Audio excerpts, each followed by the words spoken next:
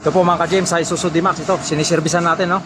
Pero ito, iniready na natin yung ating jack stand, no? Bali, bababa kasi natin yung kanyang transmission at papalitan natin ng clutch lining kasi ano to, wala na siyang hatak. Amoy sunog na yung kanyang clutch.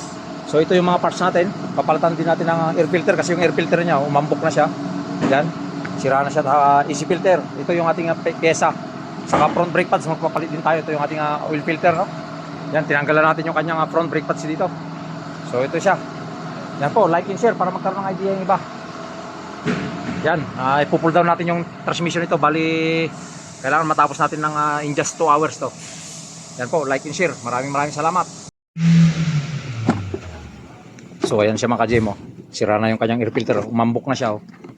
Yan. So ito, ipapalit natin itong bago. Ito yung bago natin, oh. Yan, mayroon pa siyang kasamang foam. So ayan. Pasok lang natin yan, oh. Yan, tapos ilalak lang natin to kanyang takip. So dito sa Isuzu D-Max, ito naman yung kanyang easy filter, no? Yan. Bago na yung kakabit natin, tinanggal na natin yung lumat, tinapon na natin mga ka-GM. Yan, oh. Pasok lang natin dyan sa kanyang housing. Tapos lagay natin itong takip. So yan, ganun lang po mga ka-GM, madali lang. Kayang-kaya nyo sa DIY na pamamaraan. Tapos balik natin itong kanyang cover. So ito po mga ka-GM, bali na i-pull down na natin yung kanyang transmission, no? Papalitan natin ng clutch lining, saka pressure plate, saka release bearing. So yan, pero bago natin kabit, lilinisin muna natin yung kanyang surface. Kasi ito yung ating luma, no? Yan, tinanggal natin. Ito yung bago nating ipapalit. So yan po siya, ito yung transmission natin. Mag-isa lang tayo nagbabadit at mag-isa lang din tayo magkakabit mga ka-GM. Ngayon, para hindi tayo mabackjob, itong kanyang clutch lining, isukat natin dito sa kanyang shafting kung parehas yung spline. Yan. Yan siya. So pasok siya mga ka-GM. So parehas siya. So ayan po, at lilinisin muna natin bago natin kabit. So yan, like and share po para magkaroon ng idea yung iba. Lilinisin muna natin yan. Tanggalin natin yung kanyang mga alikabok sa ano. Yan, oh.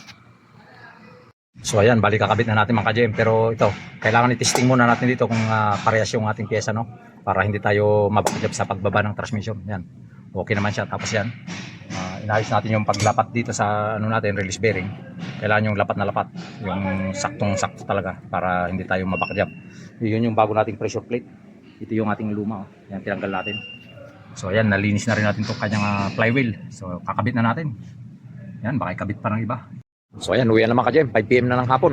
Yan, medyo madilim pagkahapon na kasi taglamig ngayon. Ito yung pending pa natin yung Hilux na ano. Pinalitan natin ng timing chain cover. Saka yun yung Mazda, okay na yun. Tapos dito may Toyota Coaster pa tayong ginagawa dyan, oh. In-order natin ng parts component yan. So bababa natin ang transmission yan bukas siguro. Yan, marami tayong pending. So uwi na. Yala, Mirad, sawa-sawa. Yan, uwi na mga ka-GM. Hapon na naman.